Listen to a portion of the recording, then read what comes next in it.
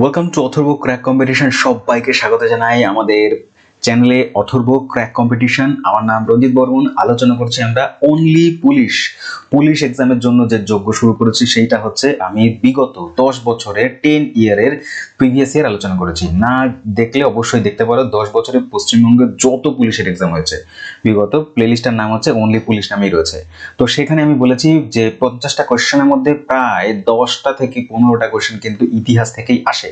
তাই হিস্ট্রির বেছে বেছে 100% কমন যোগ্য কিছু কোয়েশ্চেন আমি এখানে আলোচনা করব উইথ কনসেপ্ট, মানে ব্যাখ্যা সহ। ঠিক আছে, তাহলে চলো শুরু করব। এটা হচ্ছে সেট নাম্বার 2। ঠিক আছে, আগে হচ্ছে সেট নাম্বার 1 আমি আলোচনা করে দিয়েছি, যদি না দেখো অবশ্যই দেখবে। আরেকটা ইনফরমেশন বলি ভিডিও শুরুর আগে, যে জেনারেল সায়েন্সের জন্য শুধুমাত্র বিজ্ঞানের কোয়েশ্চেনের জন্য আমি 10,000 একটা প্লেলিস্ট করেছি। ওইখানে শুধুমাত্র আমি কি করছি, 10,000টা জিকে আলোচনা করব শুধুমাত্র সায়েন্স থেকে উইথ কনসেপ্ট ডায়াগ্রাম সহ।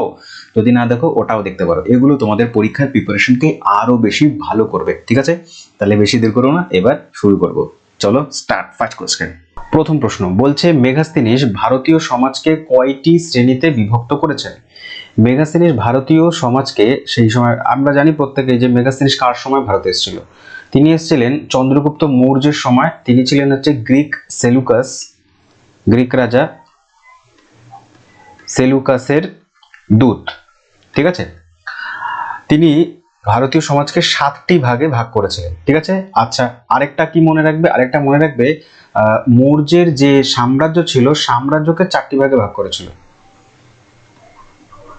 তো মৌর্য সাম্রাজ্যকে 4 ভাগে ভাগ করে, কিন্তু সমাজকে, শ্রেণীকে, সমাজে কতগুলো মানুষ রয়েছে, কত শ্রেণী সমাজে, সেটা হচ্ছে 7 ভাগে। কোন শিলালিপি প্রথম রুদ্রদামেনের বিভিন্ন কৃতিত্বের কথা জানা যায়? প্রথমত রুদ্রদামেন, তিনি হচ্ছেন কি শক রাজা। শক রাজারা একটি উপাধি নিত। কি উপাধি? মহাক্ষত্রপ অথবা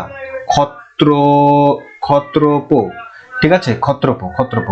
ঠিক আছে, ক্ষত্রপ, এই দুটো উপাধি নিতেন তারা। আর রুদ্রদামেনের যে শিলালিপিটা প্রত্যেকে জানি আমরা, ভিতারি হবে না, সাঁচি হবে না, জুনাগড় ইনস্ক্রিপশন থেকে একটি লেক সম্পর্কে জানা যায় বা হ্রদ সম্পর্কে, সেটা হচ্ছে সুদর্শন হ্রদ সম্পর্কে জানা যায়। সুদর্শন হ্রদের পুনর্নির্মাণ করিয়েছিলেন। এবারে যে ভিতারি ইনস্ক্রিপশন, নাসিক ইনস্ক্রিপশন, এগুলো সম্পর্কে তো প্রশ্ন আসতে পারে। আর এখানে জুনাগড় সম্পর্কে এসছে, অন্য কোথাও ইনস্ক্রিপশন সম্পর্কে প্রশ্ন কিন্তু আসে যে কোনো এক্সামে। তো কিছু ইনস্ক্রিপশন, উল্লেখযোগ্য ইনস্ক্রিপশনের নাম বলছে। ইনস্ক্রিপশন মানে হচ্ছে শিলালিপি। সবার প্রথমে বলছে হচ্ছে বেনসাগর ইনস্ক্রিপশন। এইটা হচ্ছে বাসুদেব কান্ন রাজা বাসুদেব কান্নের একটি ইনস্ক্রিপশন। এর থেকে জানা যায় হেলিওডোরাস, ইনি হচ্ছে ইন্দো গ্রিক রাজা ছিলেন। এই ইন্দো গ্রিক রাজা হেলিওডোরাস সম্পর্কে জানতে পারা যায় বাসুদেবা কান্নর বেনসাগর শিলালিপি সম্পর্কে। এরপরে হাতিগুম্ফা শিলালিপি কার? খারবেল রাজা, কলিঙ্গ রাজা খারবেলের। এটি প্রাকৃত ভাষায় রচিত হয়েছে। ঠিক আছে, বর্তমানে এটা উড়িষ্যাতে পড়ে। হাতিগুম্ফা শিলালিপিতে 17টা লাইন পাওয়া যায়। ওকে, আইহোল ইনস্ক্রিপশন হচ্ছে দ্বিতীয় পুলকেশী। ঠিক আছে, আইহোল ইনস্ক্রিপশন কার? দ্বিতীয় পুলকেশী, হচ্ছে রাষ্ট্রকূট রাজা দ্বিতীয় পুলকেশীর আইহোল ইনস্ক্রিপশন। কে লিখেছেন? এটা লিখেছিলেন হচ্ছে তার সভাকবি রবি কীর্তি। ওকে, রবি কীর্তির রচনা আইহোল ইনস্ক্রিপশন। তারপরে যে জুনাগড়, এটা তো দেখলাম রুদ্রদামেনের সুদর্শন লেক সম্পর্কে আমি বলে দিয়েছি অলরেডি। স্টার লাগাবে ভিতারি ইনস্ক্রিপশন সম্পর্কে, ভীষণ ইম্পর্টেন্ট। এটা হচ্ছে গুপ্ত রাজা স্কন্দগুপ্তের ভিতারি ইনস্ক্রিপশন ইম্পর্টেন্ট। এর থেকে আমরা জানতে পারি কি, স্কন্দগুপ্ত যে হুনদের হারিয়েছিল, ঠিক আছে, সেই সম্পর্কে আমরা জানতে পারি। সেই জন্য তাকে কি বলা হয়? ভারতের রক্ষাকারী। ওকে, এটা জানতে পারি আমরা ভিতার ইনস্ক্রিপশন থেকে স্কন্দগুপ্তের।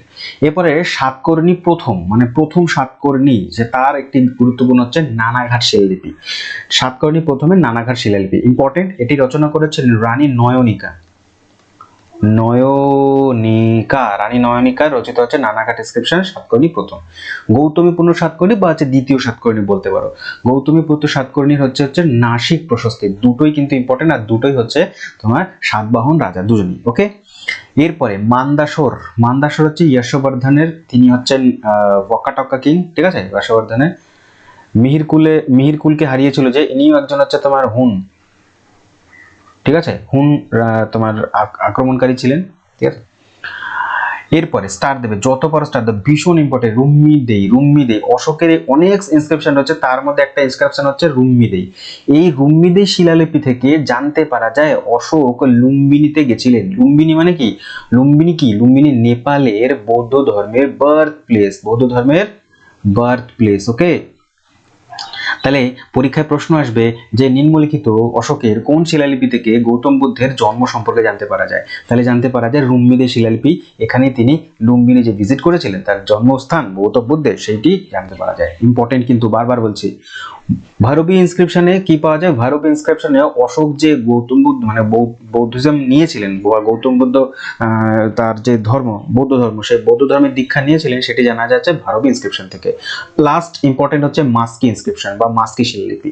এখানে তিনি নিজেকে অশোক নামে পরিচিত করেছেন। ঠিক আছে, অশোক নামটি পাওয়া যায়। অশোকের অনেক নাম আছে, যেমন প্রিয়দর্শিকা, দেবনাম প্রিয়দর্শিকা। তো আর তার মধ্যে একটা হচ্ছে অশোক। এই অশোক নামটা তিনি মাস্কি ইনস্ক্রিপশনে লিখেছেন। ঠিক আছে, আচ্ছা পরবর্তী এটা হচ্ছে, চলো স্ক্রিনশট নিয়ে নাও বা পিডিএফ তোমরা পেয়ে যাবে আমার টেলিগ্রাম চ্যানেলে। পিডিএফ কোথায় পাবে? পিডিএফ পাবে হচ্ছে টেলিগ্রাম চ্যানেলে, টেলিগ্রাম। ঠিক আছে, নিচে ডিসক্রিপশন বক্সে দেওয়া আছে। আচ্ছা, অশ্ব ঘোষ কার সমসাময়িক ছিলেন?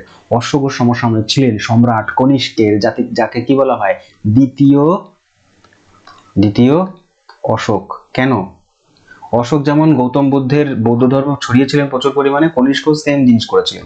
ঠিক আছে, কনিষ্ক হচ্ছে কুষাণ বংশীয় রাজা, কুষাণ।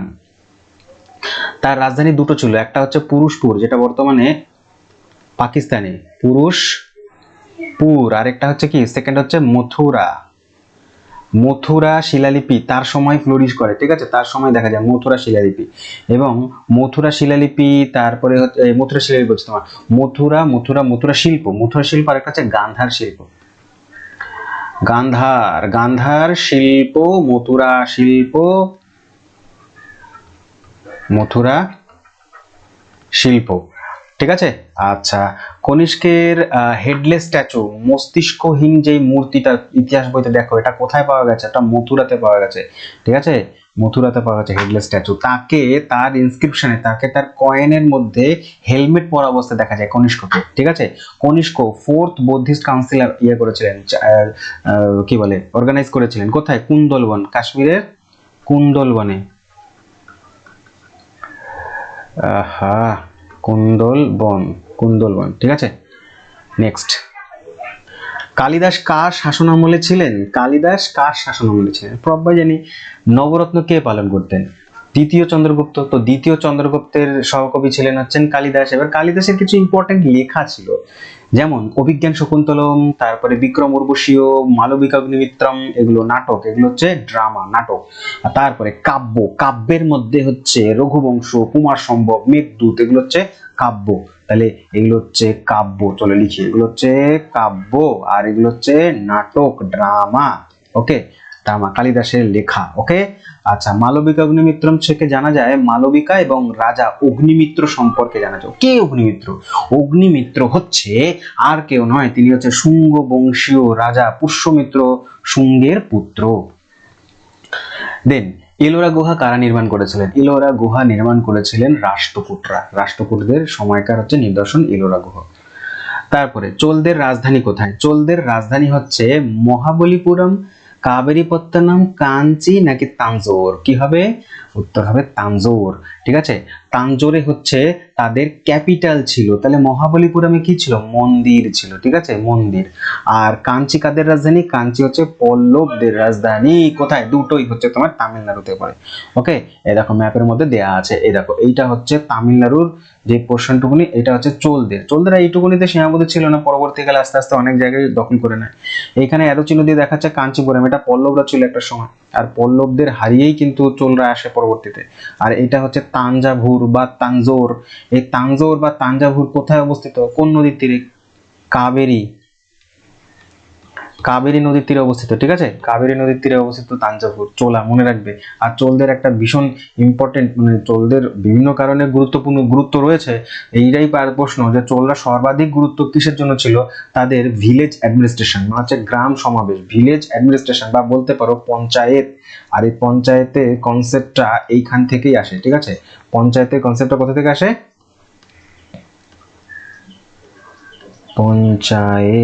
পঞ্চায়েতের কনসেপ্টটা এখান থেকে আসে, চোলদের থেকে, ঠিক আছে। আরো কারণ ইম্পর্টেন্ট ছিল, তাদের নেভি ছিল, নেভি নৌবাহিনী, নৌবাহিনী ছিল, ঠিক আছে, ইম্পর্টেন্ট। হ্যাঁ, দশকুমার চরিত কে লিখেছেন? দশকুমার চরিত কে লিখেছেন? দশকুমার চরিত লিখেছেন দণ্ডিন। এবার অপশনগুলো দেখো, ভারবী, বিলহন, সোমদেব, এরাও তো কিছু না কিছু লিখেছেন। তো এরাও প্রত্যেকে গুরুত্বপূর্ণ রাইটার এনশিয়েন্ট ইতিহাসের। তো এদেরও কিছু লেখা রয়েছে যেটা পরবর্তী কোনো না কোনো কোশ্চেন আসতে পারে, তখন কি করব? তাই এমসিকিউ নয়, আমি ফুল ইনফরমেশন দিই তোমাদের ওই কারণে। ভারবীর লেখা কিরাতর্জনীয়, কিরাতর্জনীয় ভারবীর লেখা। বিলহন লিখেছেন বিক্রমাঙ্কদেব চরিত। তিনি ছিলেন চালুক্য রাজা ষষ্ঠ বিক্রমাদিত্যের সভাকবি। ষষ্ঠ বিক্রমাদিত্য কে ছিলেন? চালুক্যদের রাজা ছিলেন। ওকে, বিক্রমাঙ্কদেব রচনা করেছিলেন রাজার জন্য। দণ্ডির আরেকটা লেখক, আরেকটা হচ্ছে তোমার কাব্য, সেটা হচ্ছে কাব্যদর্শন। কাব্যদর্শন দণ্ডি কার সভাকবি? পল্লব রাজা নরসিংহ বর্মণের সভাকবি ছিলেন হচ্ছে দণ্ডিন। দুটো বই হয়ে গেল তাহলে দণ্ডিনের, একটা হচ্ছে কাব্যদর্শন আর একটা হচ্ছে দশকুমার চরিত, ঠিক আছে। এছাড়া এছাড়া এছাড়া সোমদেব কথা সরিৎ সাগর লিখেছেন সোমদেব। ক্ষেমেন্দ্র কি লিখেছেন? বৃহৎ কথা মঞ্জুরি। যদি বলে বৃহৎ কথা মঞ্জুরি তাহলে ক্ষেমেন্দ্র বলবো, আর যদি বলে বৃহৎ কথা তাহলে হচ্ছে গুণাধ্যায়। ওকে, গুণাধ্যায়ের লেখা। নেক্সট হচ্ছে মত্তবিলাস প্রহসনের রচয়িতাকে। মত্তবিলাস প্রহসন কে লিখেছেন? পল্লব রাজা মহেন্দ্র বর্মন। পল্লব রাজা মহেন্দ্র বর্মন লিখেছেন। আচ্ছা, একটু আগে আমি বললাম না তোমাদের যে রুদ্রদামেন হচ্ছে একজন শক রাজা, তিনি হচ্ছেন কি উপাধি নেন? শকরা নিতেন হচ্ছে ক্ষত্রপ বা মহাক্ষত্রপ। গৌতমী পুত্র সাত করে নিতেন সাতবাহন বংশের শ্রেষ্ঠ রাজা, ঠিক আছে।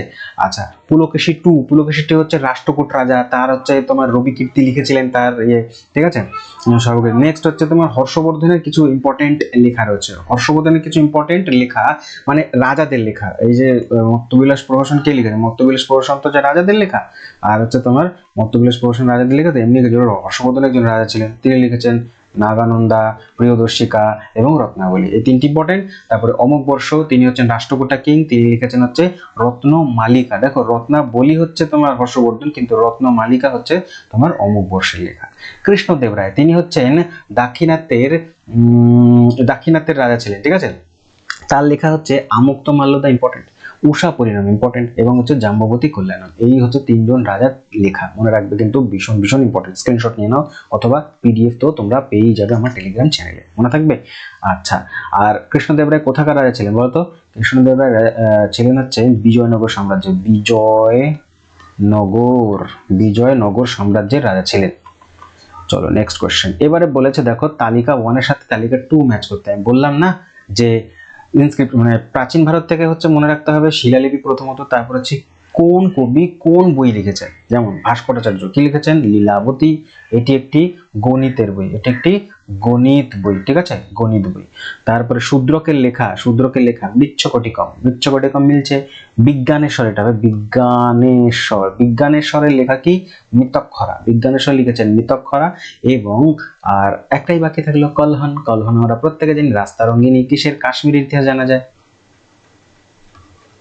কাশ্মীর। ওকে, তারপরে বলছে এর মধ্যে কে তার পিতা একটি অভিযানে গেছিলেন, সামরিক অভিযানে। এই সামরিক ক্যাম্পের মধ্যেই তার জন্মগ্রহণ হয় বা তিনি জন্মগ্রহণ করেন।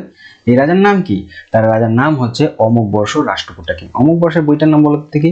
অমুক বর্ষের বইটার নাম আমি একটু আগেই জাস্ট বললাম, ঠিক আছে। অমুক বর্ষের বইটার নাম হচ্ছে, এই যে দেখো কি বলছে,